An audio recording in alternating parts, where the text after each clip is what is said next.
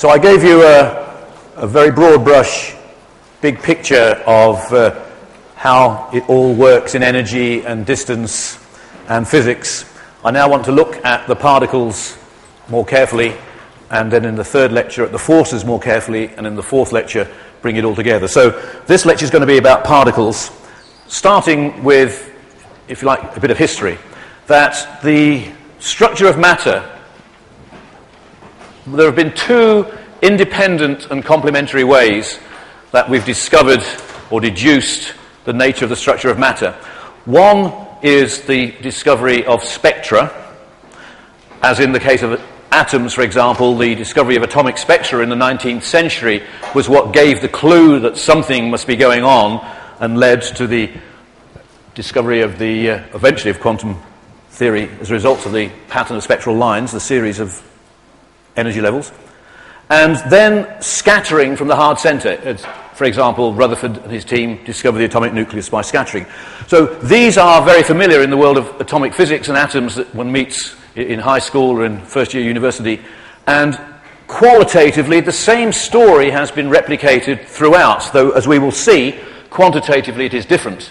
And the reason it's quantitatively different is, as we saw in the last lecture, shorter and shorter distances require higher and higher energies to resolve them. But as we will see, surprisingly, the pattern of the physics qualitatively stays the same. So let's just look at this, for example. If I showed you, after, at some stage in history, you think you have found the elementary objects from which everything is made, and then later you discover that they are actually structured systems made of smaller pieces. The critical thing is that quantum mechanics constrains the behavior of those smaller pieces.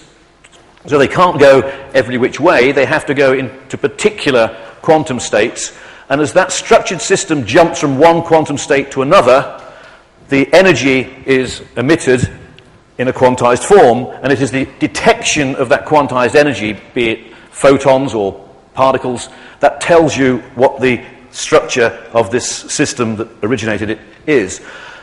So suppose I showed you a series of energy levels that you deduced. I've listed here on the left molecules, a calcium atom, a sodium nucleus, and even the proton. And the reason for these energy levels are that molecules are collections of atoms which can vibrate and rotate around each other. An individual atom has electrons in different levels around the nucleus, and the electrons can jump from one level to another. The nucleus itself, with neutrons and protons, they can vibrate and rotate, giving a nuclear excitation levels. And the protons themselves, we now know, are made of quarks. If the quarks are in the lowest energy state that quantum mechanics allows, the energy adds up to what we call a proton. Those quarks can be excited into higher energy levels, and you can get what are called resonance excitations of the proton and the neutron and so forth. So if I showed you one of these patterns, you couldn't immediately tell me which it was, but the moment I put an energy scale on it, then you see immediately how different they are. That the excitation scales of molecules are on fractions of an EV. The excitations of electrons and atoms are on the EV scale. The nucleons, that's the generic word for protons and neutrons, the nucleons in the nucleus are excited on the MeV scale, and the quarks inside a proton are excited on the hundreds of MeV scale.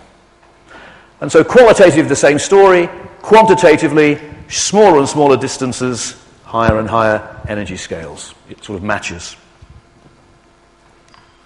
So that is the root of spectrum showing you the structure. Then you have the direct experimental evidence for it by scattering beams off your object and discovering that it has got constituents inside it. The classical example of that was back in 1917 when Rutherford, originally at Manchester and then later on at Cambridge, but his original work here was done in Manchester. In fact, he didn't do it. Geiger and Marsden did, but Rutherford got the credit. That's another thing you will learn about the priorities in science, that your bosses will get the credit, but there you are. That they scattered alpha particles produced by naturally occurring radioactivity, and the alpha particles had quite low energies, enough energy to resolve that there is an atomic nucleus in the center of the atom, but not enough energy to resolve anything inside that nucleus. So for Rutherford, the nucleus was a point charge. 50 years later, one had got beams of electrons that were scattered off nuclei. The electron beams with some hundreds of MeV were able to resolve the protons and neutrons in nuclei. And by the 1970s, electron beams of tens of GeV were able to resolve the quarks inside the protons. And those experiments were done at Stanford in California by a collaboration involving people from Stanford and people from MIT. And those of you who know the east coast of the States know that MIT is in Cambridge, Massachusetts. It's a sort of inversion from Manchester and Cambridge, and the year also is inverted. It's 1971 relative to 17, but a bit of artistic license there. Okay, so let me just show you some things about Rutherford's discovery of the nuclear atom.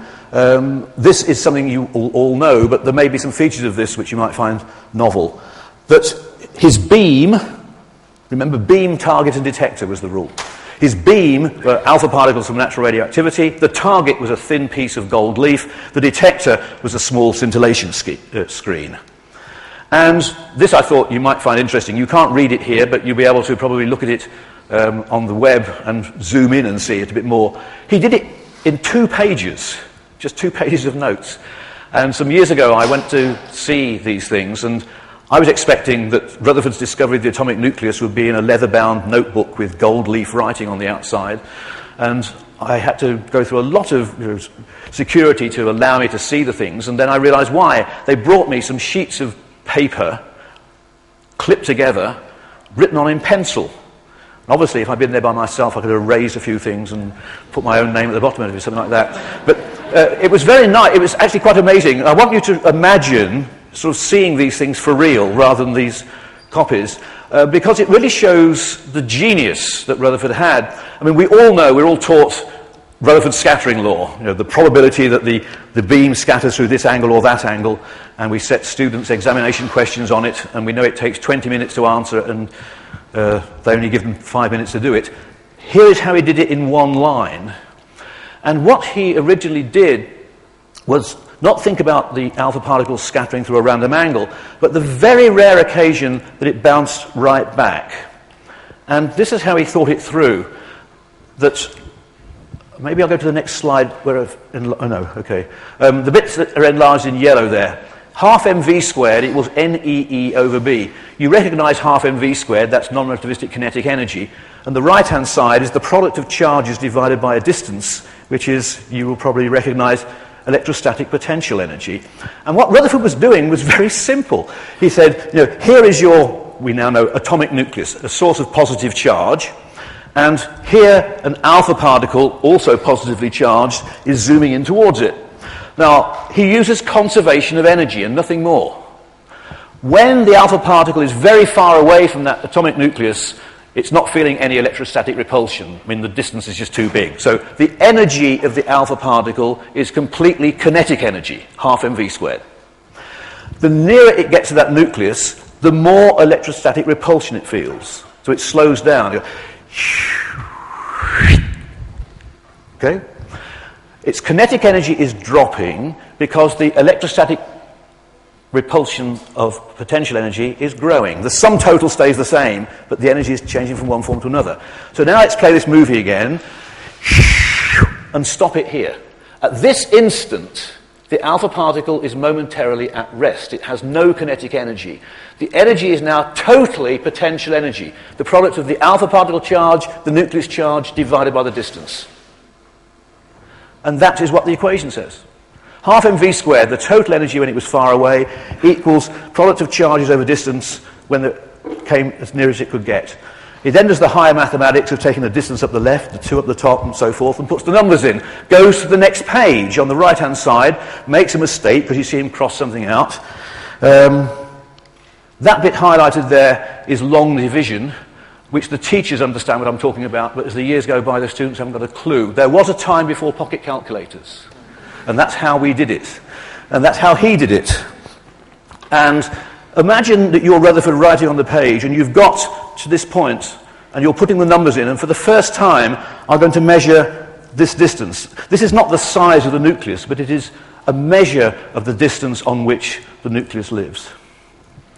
And he finds 6.6 divided by 10 to the 12 centimeters, something of the order of 10 to the minus 14 meters, 10,000 times smaller than the size of an atom. And that is the moment when Rutherford has realized that the atomic nucleus is, that the positive charge in an atom is concentrated in a very small region. And you can see the excitement hit him, because it says, since probably radius of atom is of order 10 to the minus 8 centimeters, it is seen that distance of approach to charged center is very small compared with radius of atom.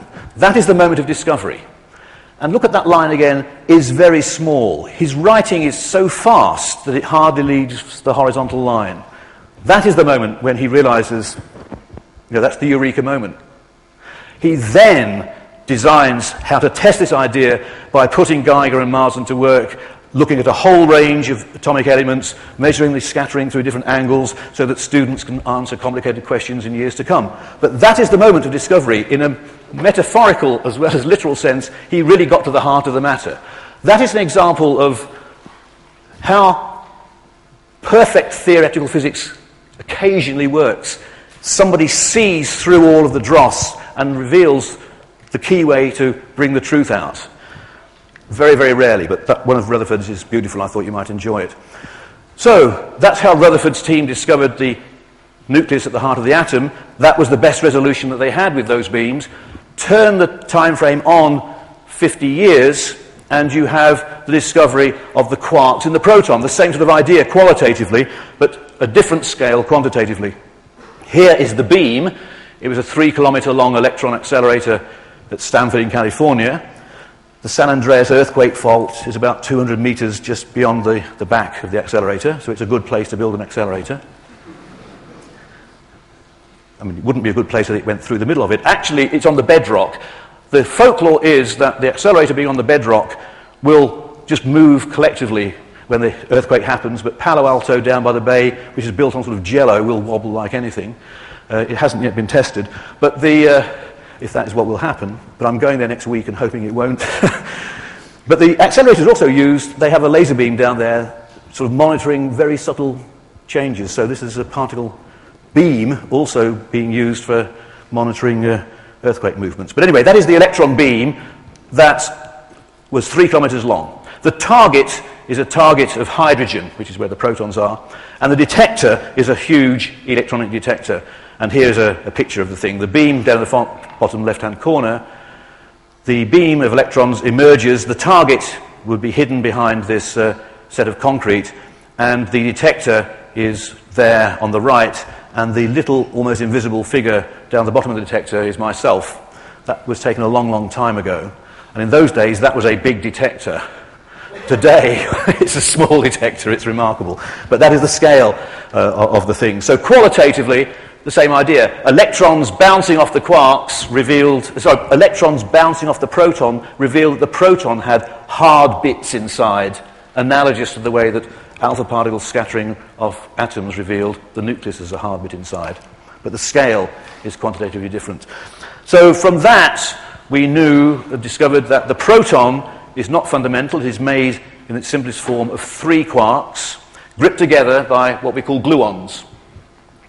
Gluons are massless particles with 1 unit of intrinsic spin, just like photons are massless particles with 1 unit of intrinsic spin. As photons are to the electromagnetic force, so gluons are to the force that grips quarks, and we will learn more about that tomorrow. But I just mentioned that so you begin to get a sense that, there's a similarity emerging. Now, to make the proton and neutron requires 2 different varieties. We call them flavors, up and down, with charges in units where the proton has got charge +1. The up quark has +2/3 and the down quark -1/3. The quarks don't look like that as far as we know, but that's useful for... And so the proton is 2 ups and a down, and the neutron is 2 downs and an up. So here is a picture of a hydrogen atom, not to scale. And I show you this to show that sometimes there are obvious truths staring us in the face that you don't sort of notice. And so I wanted to do the following thing as a little experiment. Could everybody take a deep breath for a minute and hold it and then breathe it out again? Thank you. Right, so you breathed in about 1 million oxygen atoms, which shows, of course, they're very small. But we now know since the days of J.J. Thomson, that there are negatively charged electrons in all those atoms, so you breathe in a huge amount of negative charge. And you go along to these open days at university labs, and you're invited to stand on an insulated plate, and they charge it up to a very high voltage so your hair stands on end. And of course, as you notice that my hair didn't stand on end, though the reasons for that might be different than the reasons some of your hair didn't stand on end. It's because, in addition to breathing in a huge amount of negative electric charge, and if that had been the whole story, it would have stood on end, you breathed in a huge amount of positive as well in the atomic nuclei of all those atoms. And your hair stayed in place because the negative charge and the positive charge exactly counterbalanced. Now, this is a fact that we sort of accept, but just think about this now, the astonishing way that that balance was achieved. As far as we know, electrons and quarks are basic letters of nature's alphabet. If there's anything deeper that connects them, we have yet to discover it. So how is it the electron, which is not made of quarks, it's itself, with its negative charge, counterbalances the positive charge in the proton, because that positive charge has come about because 3 quarks carrying fractional charges of 2/3 and -1/3. Not 5 or 7 quarks, but 3 quarks, each carrying on the average 1/3 electrical charge, combine to make +1, precisely counterbalancing the -1 of the electron. That is telling us that there is something uniting these things which we have yet to understand. So the simple experiment as you walk down the street and your hair stays in place is a hint of unification. Think about it. And if you get a good answer, let's discuss it together in private.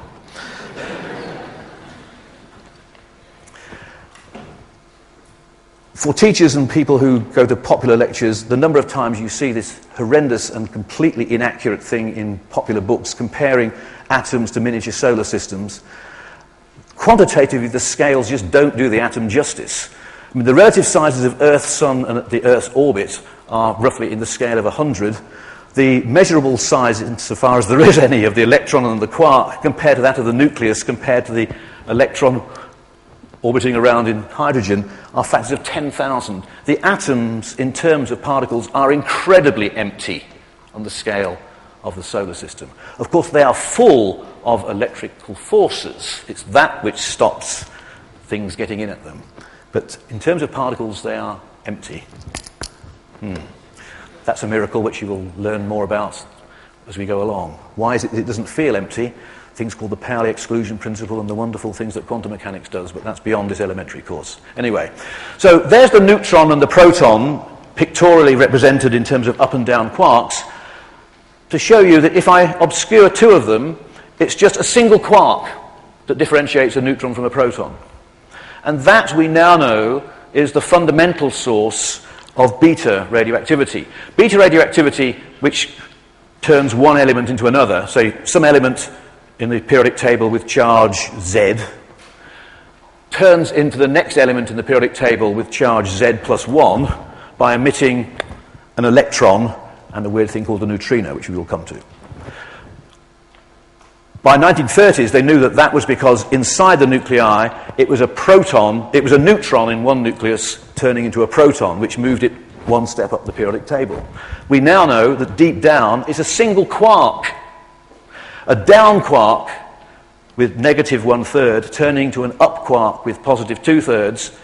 The electrical charge is then balanced by an electron whizzing off. That's the beta particle that decays. So a down quark into an up quark has turned a neutron into a proton, has turned one element into the next.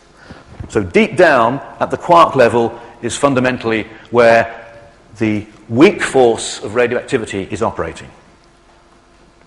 And when you get down to the quark level, as we will see, the way that weak force works is very similar to the way that the electromagnetic and the colour forces work. So, where we've got to then is we've met the up and the down quark, we've met the electron, I've mentioned the neutrino, which is emitted in beta decays. It's like an electron with the charge taken away, and almost no mass at all. We now know that neutrinos have a little bit of mass, but so small we have not yet precisely measured it.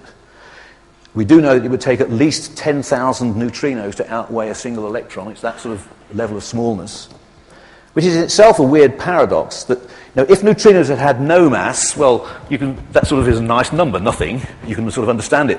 But if they're not quite nothing and yet way off scale compared to everything else, that's weird. And we sort of have this feeling it's telling us something, but exactly what we don't know, but we will talk about that more.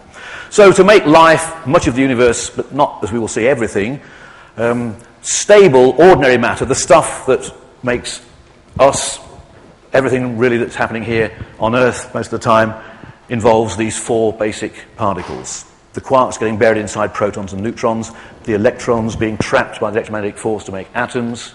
So what is the neutrino needed for? So that's the next part of this story about the particles. Why do we care about neutrinos? Well, these remarks are with a big health warning around them. The ghostly neutrino, it goes through almost everything. Impossible to stop and detect. It's obviously not quite impossible, but it's nearly.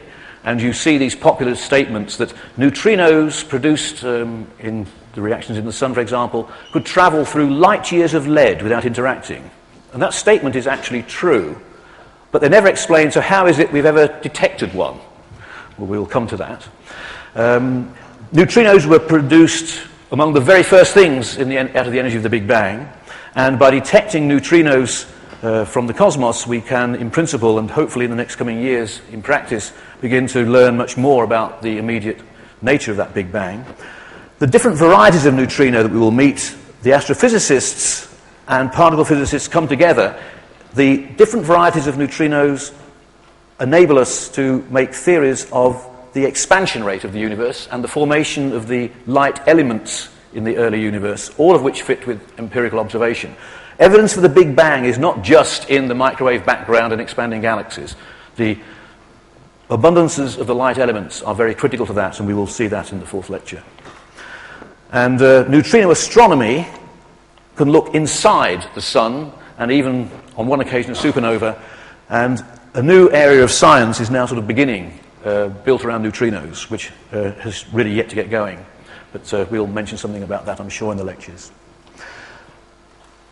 Some statistics about neutrinos. The sun, the fusion reactions that power the sun involve hydrogen turning into helium, and this involves one element obviously turning into another by an inverse of beta decay, where you emit a positron rather than an electron, the antiparticle of the electron, and a neutrino.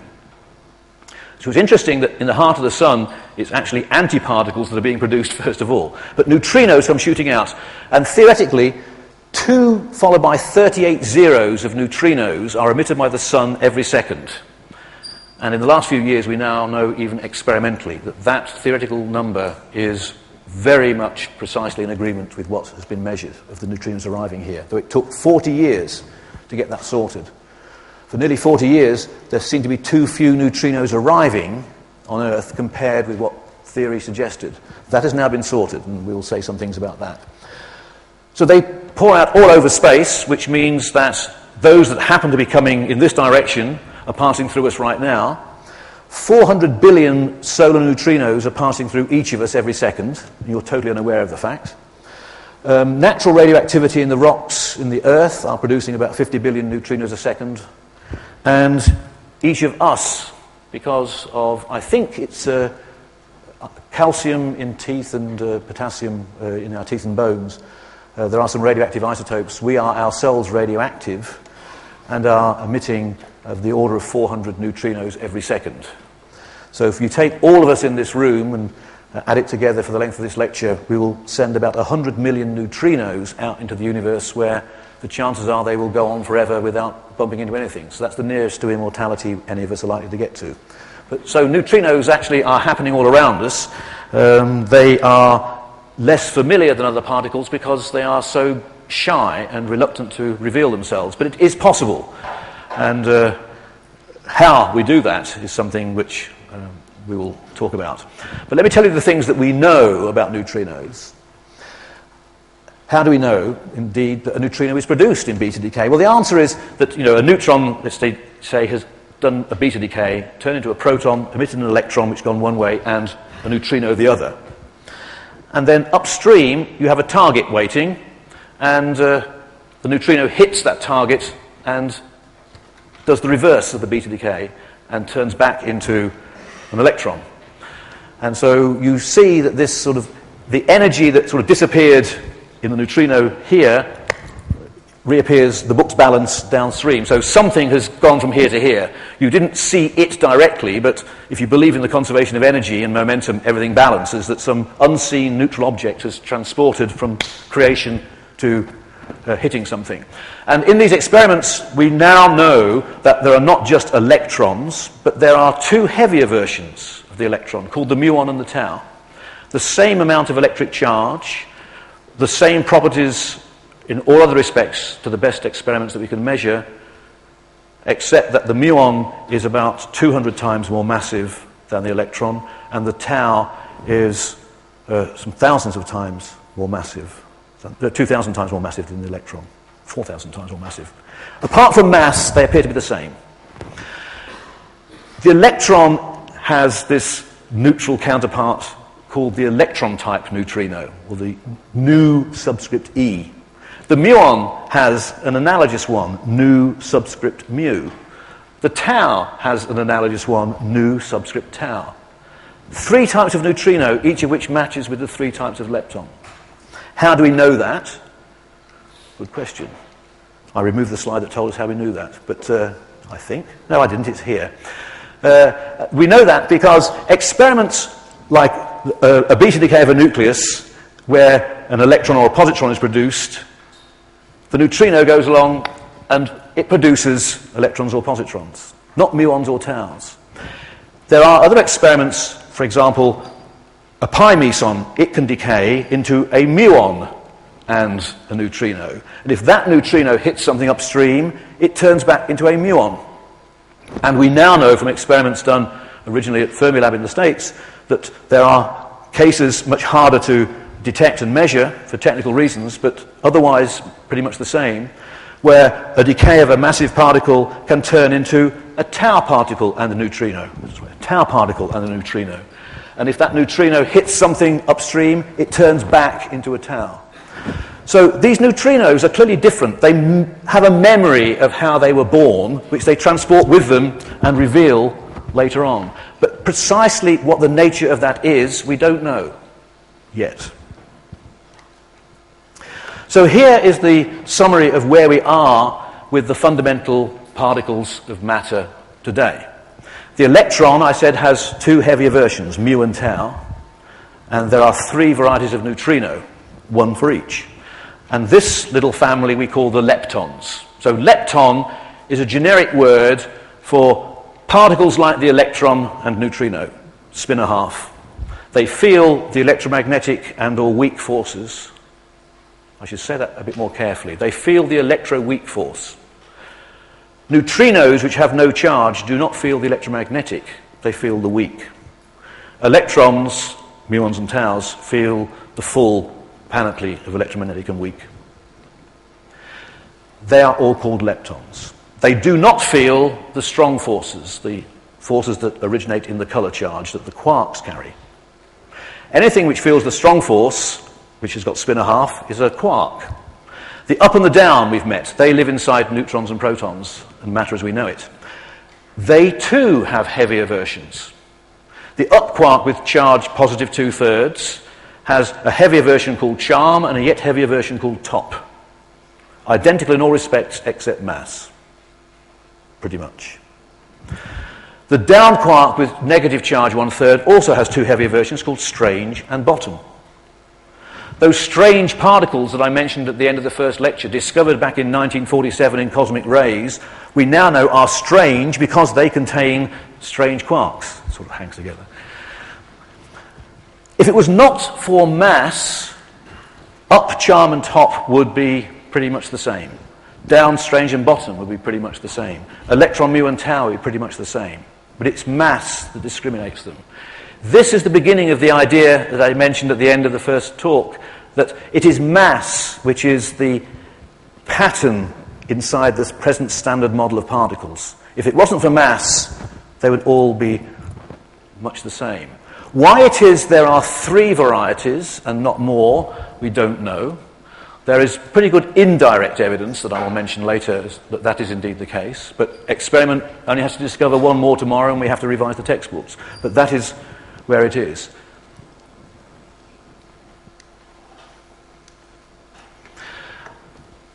Now, I need now to be careful, because I said that in beta decay, if you emit an electron here and a neutrino goes along, when it hits something downstream, it turns back into an electron. That is true in all experiments done in a laboratory, in a small distance. But if you let those neutrinos travel far enough, it turns out that there is a very small chance that the further they go, they will somehow sort of lose the memory of how they were born and change from one variety into another. So that if you have got a process which produced an electron-type neutrino, for example, in the heart of the sun, where hydrogen is turning into helium and emitting positrons and electron-type neutrinos. By the time those electron-type neutrinos have travelled 150 million kilometres, it turns out that is long enough for a strange thing to have happened called neutrino oscillations. That the further they go, the greater the chance that they would have lost their electron-type memory and start beginning to think that they become sort of bipolar, or in fact even tripolar. That they think, oh, I'm a muon-type neutrino, or maybe I'm a tau-type neutrino. And by the time they get to Earth, there are pretty much 1/3 chance of each. The detectors here on Earth for 40 years, deep underground, detecting the solar neutrinos, were only able to detect neutrinos of the electron type. Very sensible, because that's all that they thought they were looking for. And they found about 1/3 as many arriving as the theorists said should be arriving. And it took 40 years to sort that out before the discovery that A, there are 3 varieties of neutrino, and B, that if neutrinos have a little bit of mass, this phenomenon of changing their variety can happen. If they were absolutely massless, as people had thought for many years, that could not happen. But if they have a little bit of mass, the wonders of quantum mechanics enable the neutrinos to change from one form to another, and that, we now know, is the reason why, after 150 million kilometres, only 1/3 were remaining as the electron type. And that was why they were only detecting 1/3 as many as the theorists had suggested. Luckily, Ray Davis, who started that program back in the late 1950s to 60, lived long enough to get his Nobel Prize. He got the Nobel Prize, I think, at 88. So it's a long time in the neutrino business before things get sorted out. So this phenomenon of neutrino oscillations is now indirectly proved, and what now the state of the art is trying to quantitatively measure to see precisely how it happens, and from it hopefully be able to determine what the different masses of these neutrino varieties are. The state of the art at the moment is that we know that not all of the 3 neutrino varieties can be massless, otherwise this phenomenon wouldn't happen. But their masses, as I said, are exceedingly small, very near to each other. And precisely what they are and why they are what they are is one of the big questions that's being chased at the moment, and you'll hear much more about that in following lectures. But the sort of experiments that have been done, it started off a bit like particle physics, using natural things produced in the cosmos, namely neutrinos from the sun. Neutrinos are also produced in cosmic ray collisions in the upper atmosphere. They tend to be more of the muon neutrino variety, for technical reasons. And it was about 10 to 15 years ago when they started discovering that when they detected those, what we call cosmic neutrinos underground, that they also seemed to be changing from one form to another. And it was at that moment that they thought, aha, just a minute, problems in the solar neutrinos, problems with the cosmic neutrinos, maybe there's a common story here. And now experiments that have been done in laboratories by using neutrino beams that are produced in labs, in particular here at CERN, for example. You can produce beams of, say, muon-type neutrinos and fire them through the Earth towards Rome. There is a laboratory under the Gran Sasso in Rome with a detector. You have to fire it through the Earth because the curvature of the Earth, of course, means that Rome is not... If you send your beam out here, it's way up in space by the time you get to Rome. So the beam line is pointing down in the direction of Rome. You can then measure the number of neutrinos of this variety that arrive in Rome, compare it with the number that's set out from here, and from that see how many have changed form and disappeared. And these similar experiments are happening in Japan and Fermilab. So it's a major research program trying to understand neutrinos. And that, I think, is one of the major things that you will hear about. And one of the exciting things in the future that's come out of all of this is the ability to detect neutrinos, and I haven't told you how this conundrum is solved, and I will in a moment, is leading to a whole new science. The idea that by detecting neutrinos from outer space, we can have new means of doing astronomy without use of the electromagnetic spectrum. We've detected neutrinos from the heart of the sun, for example. On one occasion we've detected it from a supernova in 1987, and people are hopefully waiting for another supernova to happen. But remarkable things have been discovered with neutrinos already. So I'll just make a couple of... Here's a nice picture to show you half of the conundrum. It is true that an individual neutrino can travel statistically through light years of lead without being detected. But it's a bit like the national lottery. Has anybody here ever won the major prize of the national lottery? Nobody ever puts their hand up at this point, and that is indeed the case. But somebody always does, but it's never any of us. If enough people enter, somebody wins. If enough neutrinos set out, by chance one of them will bump into something. So detecting neutrinos requires two things, and there's a third I'll mention in a moment. First of all, a lot of them set out. Two, a very big detector to try to capture those that come by. And the third thing is actually, it turns out that the higher the energy the neutrino has, the bigger the chance that it bumps into something. So neutrinos from the sun, very low energy neutrinos, are hard to detect. Neutrinos produced at CERN with high energies are much easier to detect. That's a nice fortunate thing. But the size of detectors, this is a picture on the left of a detector in Japan. It's about 100 meters deep, filled with ultra-pure water. That's what you're looking down. The little bright specks all around the outside are photomultiplier tubes, which are sort of like light bulbs in reverse. That in a light bulb, electric current comes in the back and light comes out the front. These things, if a flash of light is produced and detected by the tube, it will send an electrical signal out to a computer, which then reconstructs on the right where the flashes took place. And from that, it turns out you can interpret what's going on, and I'll show you this picture and I'll explain what it is. A neutrino has come in, passed through the rock in the earth into your underground detector. It's underground, so you shield it from other unwanted stuff. Neutrinos are about the only things that get through there. The neutrino hits an atom in the water and turns into an electron, say. And that electron flies through the water faster than the speed of light in water. I say that again carefully because you might be thinking, nothing can travel faster than the speed of light. Nothing can travel faster than the speed of light in a vacuum. But in materials, light slows down because it bumps into atoms and has a much longer distance to travel. It's got a refractive index, whatever way you like to call it. But the speed of light in a material is less than in a vacuum. It is possible that particles travelling less than the speed of light in vacuum, as relativity requires, but faster than the speed of light in the material.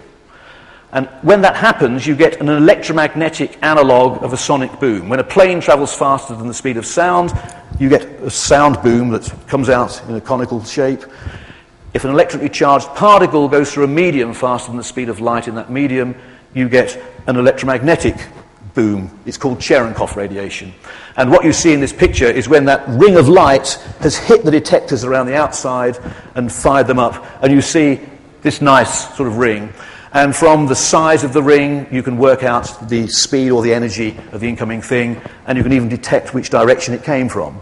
So with these detectors, you're able to detect not just neutrinos, but where they've come from and what the energies were. So they reveal a huge amount, and I hope you'll hear more about that. So here we are. From all these experiments, we have what I call nature's three-party system. This was because some years ago, the members of the British Parliament Science Committee wanted to have sort of a teach-in about all we know about astronomy and all we know about particle physics, and they wanted 5 minutes. I mean, these parliamentarians are very clever people. 5 minutes is enough for them to understand particle physics. that's why we're all in debt. And so I decided I would sort of use this analogue. I thought, well, I will use blue for the Conservative Party and red, which is the colour of the Labour Party, and then the Liberal Democrats were sort of coloured in orange. And I heard myself saying the following thing, that the stable particles that we are made of are the up and down electron, the neutrino, which I coloured blue at the bottom.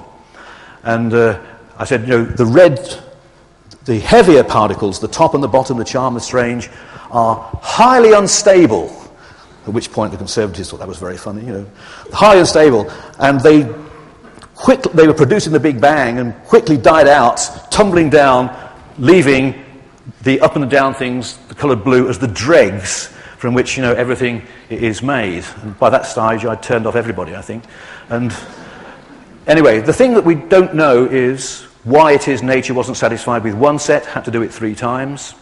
What it is, if anything, other than mass that distinguishes one. We call them generations. The first generation are the up-down electron and neutrino. The second generation is charm, strange, mu and neutrino. And the third generation, top-bottom, the tau and its neutrino. So what other than mass, if anything, distinguishes these, we don't know. But that is how it is with regards to particles. So finally, coming back to where we started, I showed you these energy levels of molecules, atoms, nuclei and protons, and said that they were, we now know, evidence for substructure. I could now plot on energy levels the up charm and top quark, or the down strange and bottom quark, and ask, is this the first clue that quarks are actually composite systems made of smaller things? All I can say is that there is no experimental evidence for it, but that might be because we haven't been able to resolve those small distances.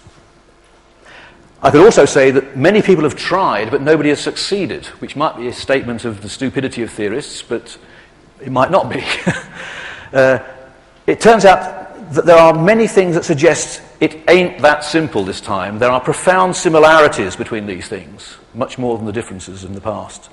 There is definitely something special about this layer of matter, and when we know what it is, we can all move forward. But that is what we're currently trying to do. That is the standard model. That is where we are at. It is a wonderful description of everything that we know. It has implications of things we can test. But quite how nature works, only experiment will tell us. So to move to the end, I've told you everything we know about the basic particles of matter. Quarks, electron, neutrino, leptons. Exactly mirrored to that is the world of antimatter, made of antiquarks and anti-leptons, of which the positron is the anti-electron.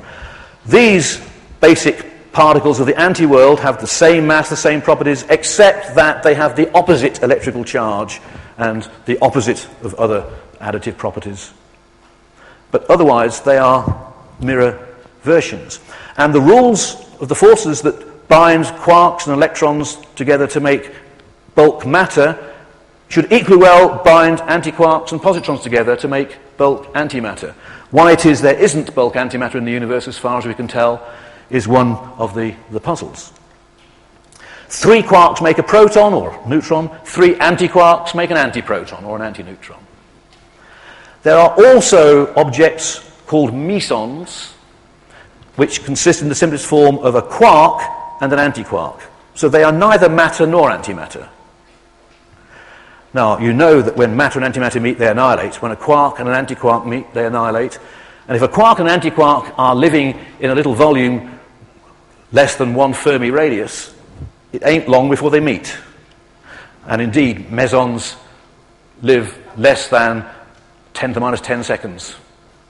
Some of them even shorter than that.